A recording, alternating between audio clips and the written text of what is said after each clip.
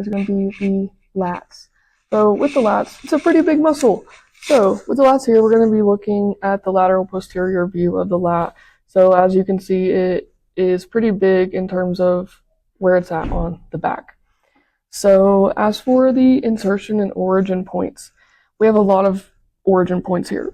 So as for origin points, we're going to start at this inferior angle of the scapula. So it does attach to the scapula. It's going to also attach to the last 3 to 4 ribs. It'll attach to the last 6 thoracic lumbar or thoracic vertebrae. Thoracic vertebrae. Some other places it's going to attach is the thoracolumbar fascia and the posterior iliac crest. So we have the posterior iliac crest here. And then if we look here, we have that fascia. So it's attaching to some of these points through the fascia here. The insertion point is going to be the intertubercular groove of the humerus. So if we look here, it's a little bit smaller, but this little red line here is where the whole muscle is going to insert. So we have a lot of origin points, only one insertion point. And the nerve is going to be the thoracodorsal nerve. So the muscle is pretty big. It's going to do a lot of different types of movements. So let's go ahead and take a look at how it's going to move. So here we have the lats, and let's go ahead and look at a movement that we have here. So we're ignoring all the other muscles. Let's get them out of the way.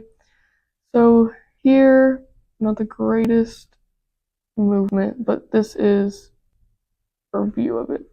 This is going to be glenohumeral extension, so shoulder extension.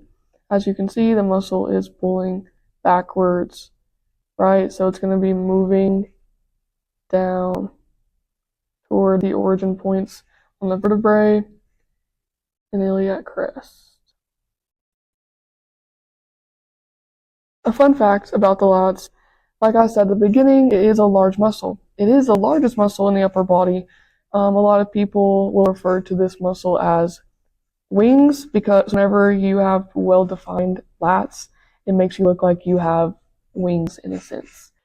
The lats are going to have actions at 2 different joints. So at the glenohumeral joint, the lats are going to do extension, adduction, internal rotation, and at the scapulothoracic joint, the lats are going to do downward rotation and depression.